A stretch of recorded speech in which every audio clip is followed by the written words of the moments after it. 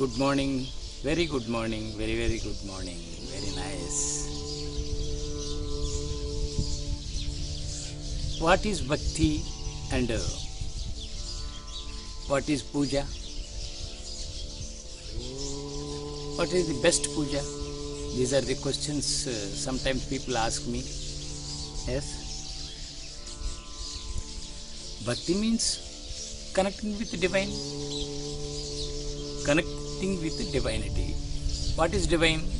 Godliness. What is God? God is everything, everywhere. Yes. So to realize God and godliness, we have to attach to some form. We have to attach some form and some name. Through that we have to approach. Through that we have to travel. Some base, some formful base, that is what we do puja. If you believe Rama, you have to follow Rama's murti, idol, and photo or something. If you believe Krishna, you have to follow Krishna's idol, keep it. Finally, any god, any form, any name you can take, but one form you have to take. We have to follow only one name and one form, not many, multiple, because we cannot concentrate. Finally, Tattva is one, but here, through form, that Jnana will be different, process will be different. But finally, Tattva is great. Tattva is only one. No two Tattvas anywhere. No two Tattvas.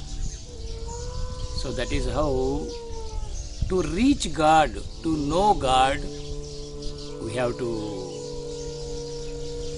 follow one form, one puja, saguna kriya, that is formful kriya.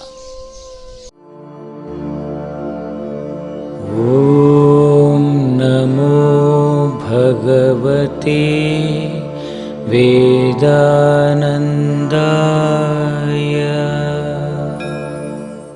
So, to develop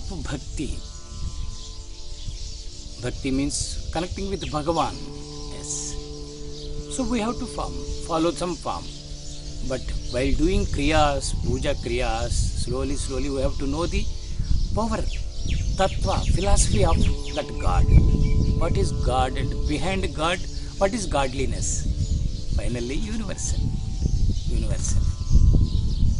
So that is how we must follow some form in the beginning. In the beginning, we must follow something. It is not at all wrong.